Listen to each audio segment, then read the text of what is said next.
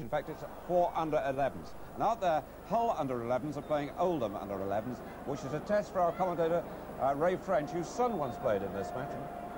He did, David. He did 5 years ago, and it arouses tremendous excitement when you see him. Look at this little lad go now. Will he get to the line? Is it? Yes, he scored. What a time to come in. Ideal for a commentator. For that young lad, Aki Maya from Oldham Schools. Well, he looks, doesn't he, look delighted with himself. And of course, some of these stars are stars of the future. In this afternoon's big game, we have Joe Lydon, who is going on the tour of Australasia next week, who played here a few years ago, and David Hume, the Widnes substitute, is another boy, David. So there's a lot of talent on show. Actually, what an occasion for a boy of under 11. What a test of his nerve here in front of so many people. Really kicking. He gets it. He does. They're staying in the same hotel as myself last night, and I went up in the lift with this little lad here, and I said to him, you know, are you going to win? We'll tell him, he said. He's a... You say good prop forward, Stephen Kearns. Oh, he's ideally built for it, and he's giving them some stick, isn't he? He's ideally built for a prop forward. Well, those are the first points on the board, I think. Yep, 6-0 to Oldham. And Hull, multicoloured shirts, bringing the ball away. Typical Hull style, moving the ball about. Obviously watched one or two of their Hull favourites, like James Lulai and Steve Norton. I was fascinated, Ray, actually, that when you picked the Kenton Victor boys try as try of the season, that in fact you said he came from an amateur rugby league club in the London area. Now the great game is spreading, isn't it? Oh, the game is spreading dramatically. In London there are over 24 amateur rugby league sides, and including school sides, David. 1,000 teams throughout the country now. And schools, of course, really developing. At under 11s, very, very strong. And it does look as if Hull are putting the pressure on, but they've lost possession. They do. Oldham bringing it away, using their front row forwards. They'll be well trained, these lads, using their numbers 8 and 10, acting half back as well. There's some old heads on young shoulders there. Here he is again. Oh, nice dummy. And good tackling, good tackling.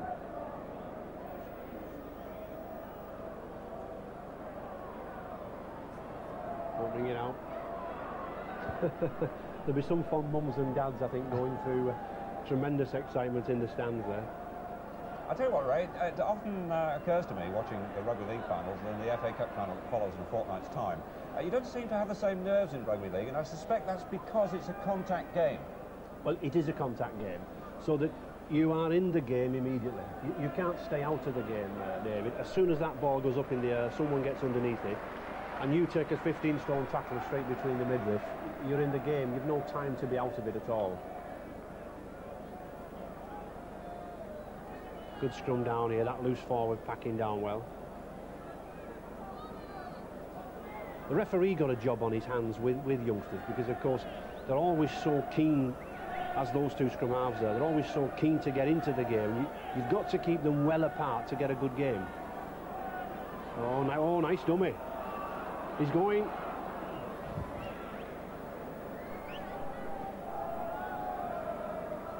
This Oldham side, David, are really moving the ball out nicely.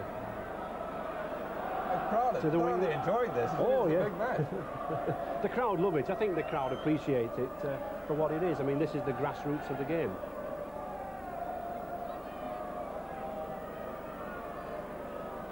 Hull slowing the game down now amongst the forwards. Still 6 points to 0 for Oldham. Oh, let it go, let it go. No. Oh, nice pass. Derry and Barwick.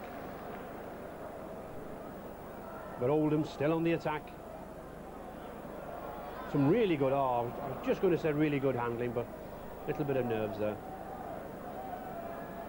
I think there's one thing about juniors, David, they really do play to the laws of the game as well. Mind you, that applies to your seniors as well. Well, they do, but you see a good scrummage there, no messing about in the scrums, nobody trying to get foot up or anything like that. Scrummaging as it should be done. And good tackling there from the Oldham scrum half, Christopher Garforth. I was just thinking, watching these boys, what a thrill it's going to be when they get home. We've never covered this match before. I had a look at it when they realised they'd been on television. All last night, these little lads kept coming up to me. Will you be covering it, Mr. French? Will you be putting us on TV, Mr. French? My mum's recording it, Mr. French. Well, they've got something there to look back upon. Hull tending to come down. Oh, a good run here from the loose forward. Good tackle around the ankles. Oh, nice chip through.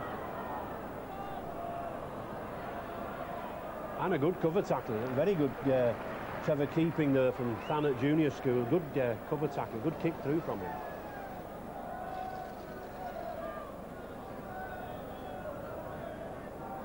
It's a very big pitch for them there, too. I must say, Ray, it's a test for you as a commentator. It's a good job you're staying with these lads. It is, but I recognise one or two. Well, hold pressure here now. Oh, 5 yards short.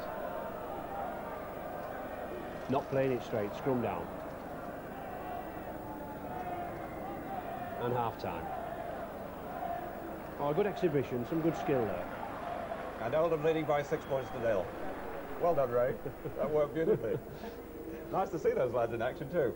Right, we've got the result of that photograph in the racing at Haydock Park, and this is the 1-2-3 match. And Oldham leading 6 points to 0, and Hull in possession. Just 2 minutes left for play, and they've been keeping the Oldham side under tremendous pressure. And bursting through there, number 10, Dean Busby. To close the gap, Oldham leading 6-0, so they've closed the gap, and they kick right in front of the post almost, and young Dean Busby from Biggin Hill Junior School to take the kick himself. He's got the try, and this will almost certainly, if he can kick it, settle the final score, because there's less than a minute left.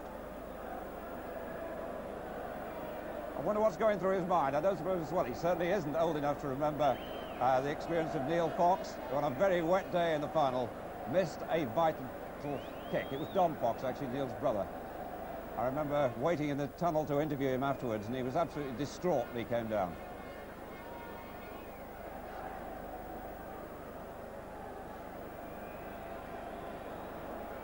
Dean Busby to equalise. I'm not quite sure he got it cleanly, but it was effective, and the sides level at 6 points each.